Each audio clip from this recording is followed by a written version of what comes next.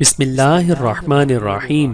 السلام علیکم ورحمۃ اللہ وبرکاتہ۔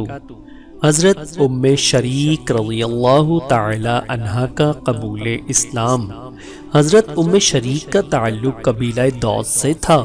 جس وقت رسول اللہ صلی اللہ علیہ وآلہ وسلم نے بعثت کے بعد دعوت حق کا آغاز فرمایا تو وہ مکے میں قیام پذیر تھیں۔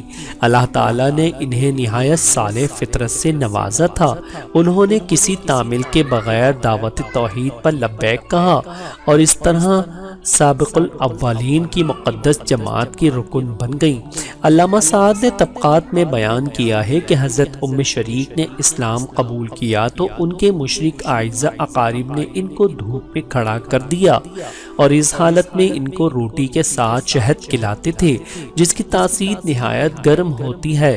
پانی پلانا بھی بند کر دیا۔ جب اس طرح 3 دن گزر گئے تو مشرکین نے کہا جو دین تم نے اختیار کیا ہے اس کو چھوڑ دو۔ وہ 3 شب و روز کی تکلیف سے بدحواس ہو گئی تھیں۔ مشرکین کی بات کا مطلب نہ سمجھ سکیں۔ جب ان لوگوں نے آسمان کی طرف اشارہ کیا تو وہ سمجھ گئیں کہ یہ لوگ مجھ سے توحید کا انکار کرنے کا مطالبہ کر رہے ہیں۔ فوراً بولی خدا کی قسم میں تو اسی عقیدے پر قائم ہوں۔ حضرت ام شریک رضی اللہ تعالی عنہا پر اللہ رب العزت کی کروڑوں رحمتیں نازل ہوں۔ آمین ثم آمین۔